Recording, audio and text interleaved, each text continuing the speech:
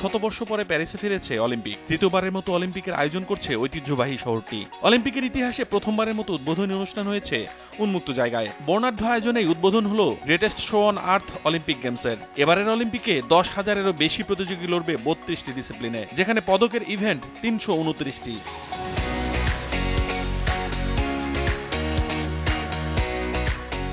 তবে সবকিছু ছাপিয়ে আলোচনায় প্যারিস অলিম্পিকের নতুন ইভেন্ট ব্রেকিং। এবারই প্রথম অলিম্পিকে যোগ হওয়া এই খেলাটি নিয়ে আগ্রহেরও কমতি নেই ক্রীড়াপ্রেমী মানুষের। তবে ব্রেকিং কি, খেলাটি কিভাবে হয় তা জানে না বেশিরভাগ মানুষ।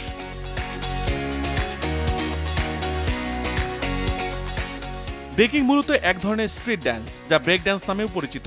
আর এই নাচের ক্রীড়ারূপই হচ্ছে ব্রেকিং, যেখানে একজন পারফর্মার ব্রেক ড্যান্সের নির্দিষ্ট কিছু মুভমেন্ট প্রদর্শন করেন হিপ হপ গান কিংবা বিটের তালে। ব্রেকিং এর একটি মুভমেন্ট হলো টপ রক, যেখানে ড্যান্সের কিছু মুভমেন্ট দেখাতে হয় দাঁড়ানো অবস্থায়।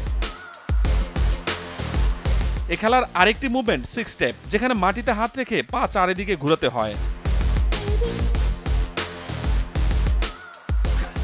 অলিম্পিকে সংযুক্ত হওয়া নতুন এই খেলাটির সবচেয়ে আকর্ষণীয় ও কঠিন অংশ হচ্ছে ফ্রিজ মুভমেন্ট, যেখানে পারফর্মার তার শৈলী প্রদর্শন করতে করতে কিছু সময়ের জন্য হাতের উপর শরীরের ভর ছেড়ে দিয়ে স্থির হয়ে যায়।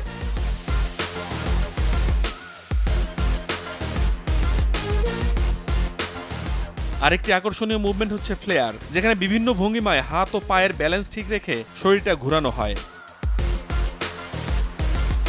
প্রতিযোগিতায় প্রতিপক্ষের ব্রেকারের সাথে এসব মুভমেন্টের মধ্য থেকে নিজের সর্বোচ্চ প্রদর্শন করতে হয় মিউজিকের তালে তালে। তবে মুভমেন্ট নির্দিষ্ট করা থাকে না। প্রতিযোগীর 6টি বিষয়ের ওপর মার্কিং করা হয়: পারফরম্যান্স, সৃজনশীলতা, কৌশল, বৈচিত্র্য এবং মুভমেন্ট কতটা মিউজিকের তালে হয়েছে সেটির পাশাপাশি বিচার করা হয় প্রতিযোগীর ব্যক্তিত্ব নিয়েও।